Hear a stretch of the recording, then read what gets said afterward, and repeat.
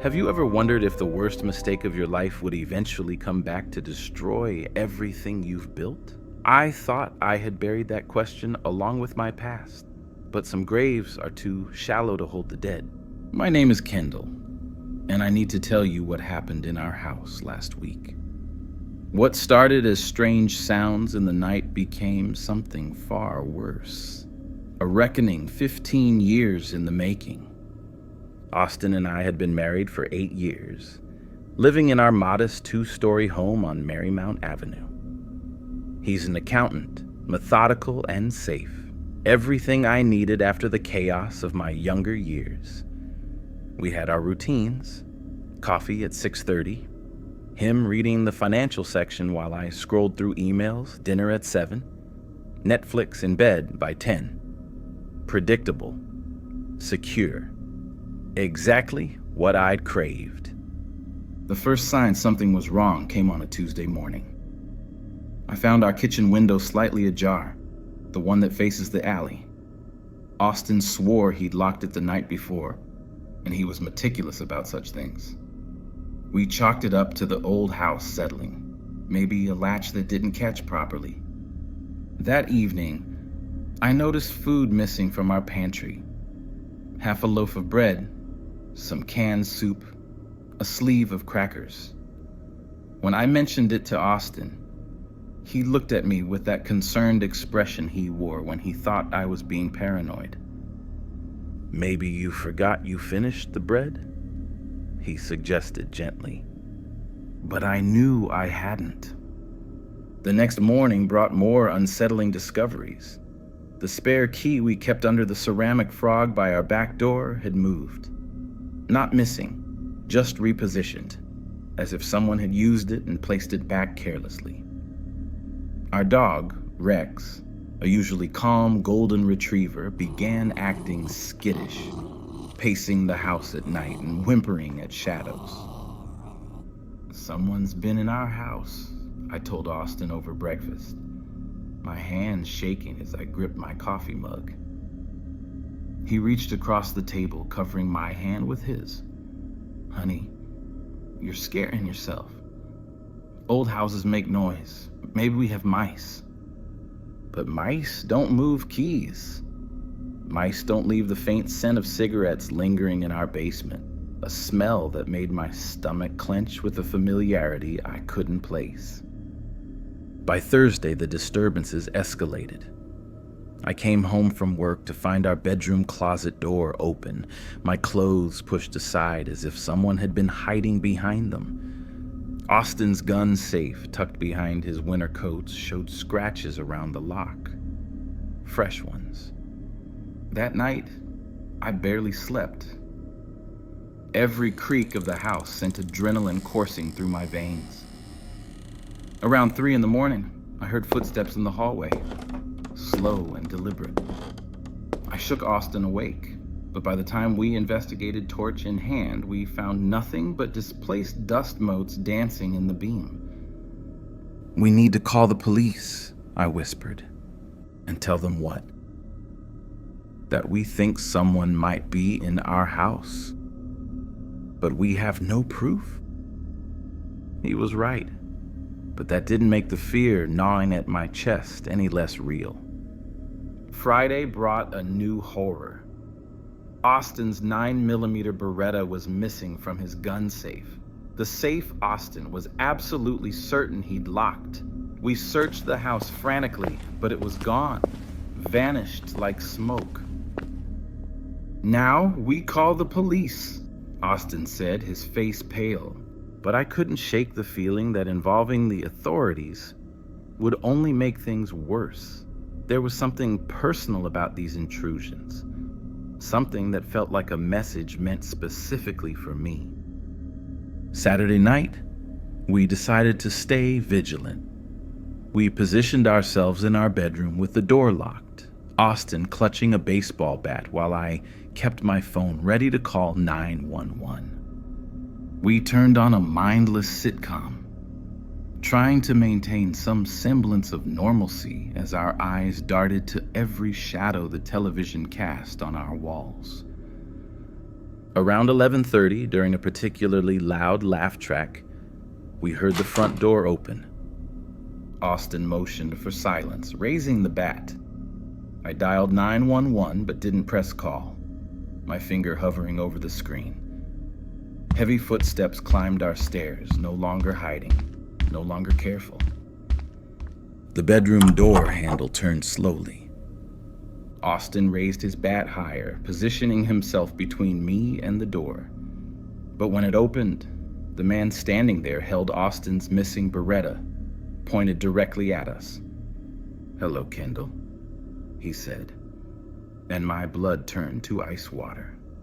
Even after 15 years, even with the prison pallor and the new scars crisscrossing his face, I recognized Dennis Morrison immediately. The same cold blue eyes that had haunted my nightmares. The same thin lips that had whispered threats in that courtroom so many years ago. "You know him?" Austin's voice cracked with confusion and betrayal. Dennis stepped into our bedroom, keeping the gun trained on Austin. He was thinner than I remembered, prison lean and dangerous, but his smile remained exactly the same, predatory and patient. "Oh, we go way back, don't we, Kendall? Before you became this perfect little housewife with your perfect little husband." His voice carried the same menacing calm that had terrified me at 19. Austin looked between us, realization dawning. "Kendall, who is this man?" I couldn't speak. My throat had closed completely. 15 years of carefully constructed safety crumbling in an instant. Dennis laughed, a sound like breaking glass.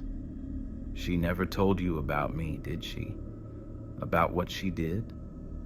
How she destroyed my life with her lies?" "They weren't lies," I finally managed to whisper. "No?" Dennis's finger moved to the trigger. "Then why am I here, Kendall? Why did I spend 15 years planning exactly what I'd do when I found you again?" Austin stepped slightly forward, and Dennis swung the gun toward him. "Easy there, accountant. We're just getting reacquainted. Isn't that right, Kendall? Time to finish what we started all those years ago." And in that moment, staring into the face of my past, I realized that some sins follow you home no matter how far you run or how well you hide. Some debts can only be paid in full. The question that had haunted me for 15 years finally had its answer. Yes, the worst mistake of your life will eventually come back to destroy everything you've built. Dennis Morrison was living proof of that.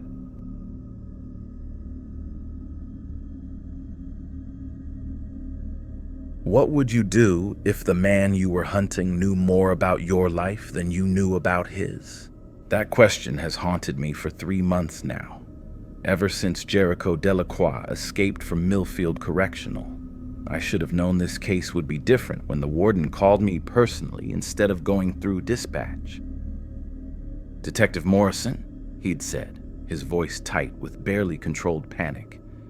"We need you here immediately. One of our maximum security inmates is gone, and there's something you need to see." The something was Delacroix's cell. While other inmates covered their walls with pin-ups and family photos, Jericho had covered his with pictures of me. Surveillance photos taken from a distance. Me leaving the precinct, walking to my car, grabbing coffee at Mickey's Diner. Photos I'd never seen before. Shouldn't have existed. The most disturbing part wasn't the photos themselves, but what was written beneath each one in his meticulous handwriting. Timestamps, locations, and notes about my daily routines. "How long has this been going on?"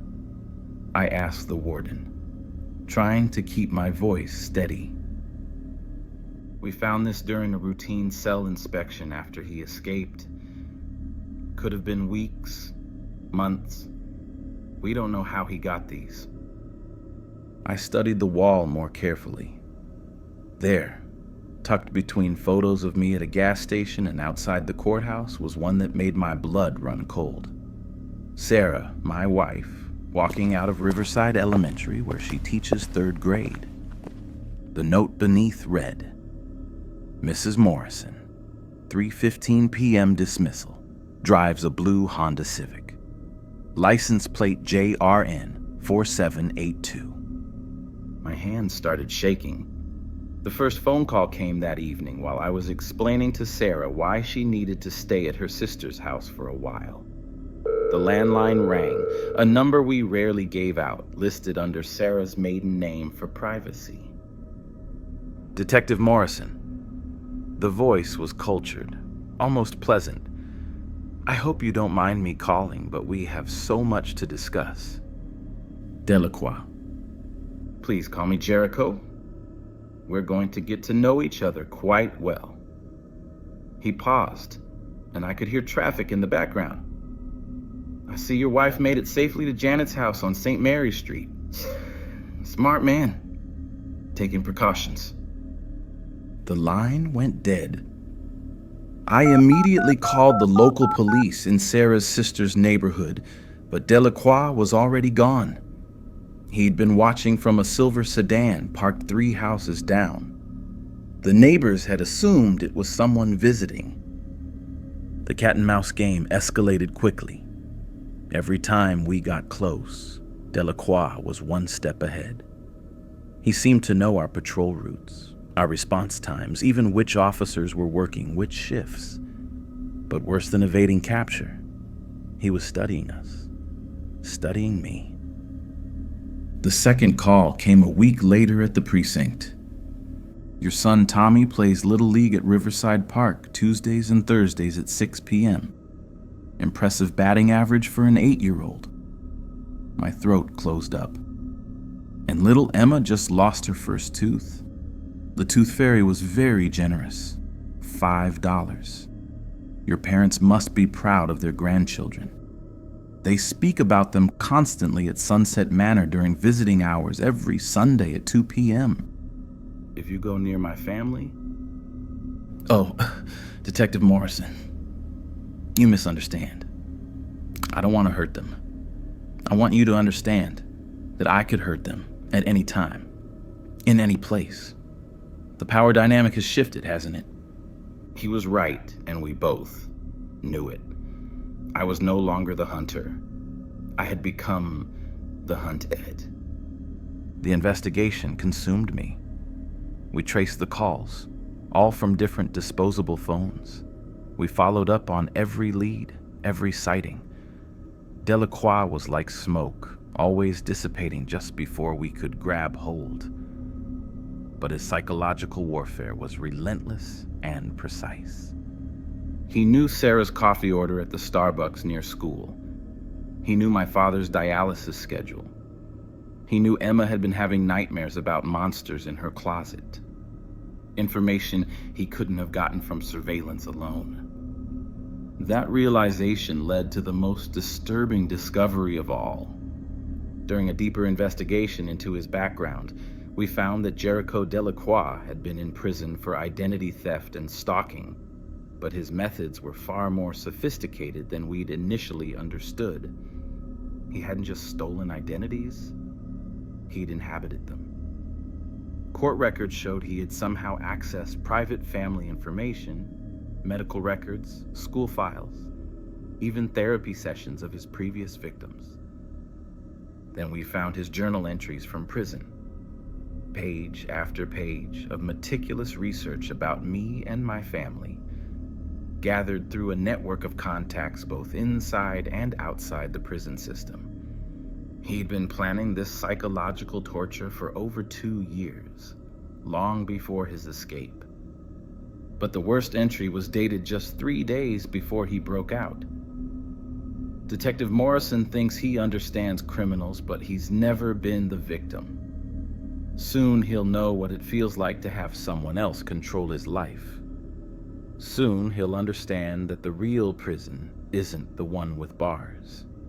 It's the one in your mind. 3 months have passed since Jericho Delacroix escaped. 3 months since my family went into hiding, constantly moving between safe houses. 3 months since I've slept through the night. The calls have stopped, but somehow, that's worse. The silence is more terrifying than his voice ever was, because now I don't know where he is or what he's planning. Is he watching my parents' nursing home? Has he followed Sarah to her new job in another state? Is he waiting for me to let my guard down? Every shadow could be him. Every stranger on the street could be watching me for him. Every phone call could be the one where he tells me it's time to pay for all the criminals I've put behind bars. The FBI assures me they're still actively investigating, but I can see it in their eyes. The case has gone cold. Delacroix has vanished completely, leaving only the psychological scars of his game. But here's what keeps me awake at night. What makes me check the locks 3 times before bed and jump at every unexpected sound. Jericho Delacroix taught me that there's something worse than being hunted by a criminal. It's knowing that somewhere out there, he's still collecting information about my family, still watching, still planning, still free to choose the perfect moment to remind me that he holds all the power. And the most horrifying part? I'm starting to realize that maybe this was never about escape at all. Maybe prison was just where he went to school and I was his final exam. Maybe he never intended to disappear forever. Maybe he's just waiting for me to forget, so he can start the game all over again. What would you do if you knew that somewhere in the darkness, someone was watching your every move, knowing that you could never find them, but they could always find you? I still don't have an answer. I just keep running, keep hiding my family, and keep looking over my shoulder. Because Jericho Delacroix is still out there.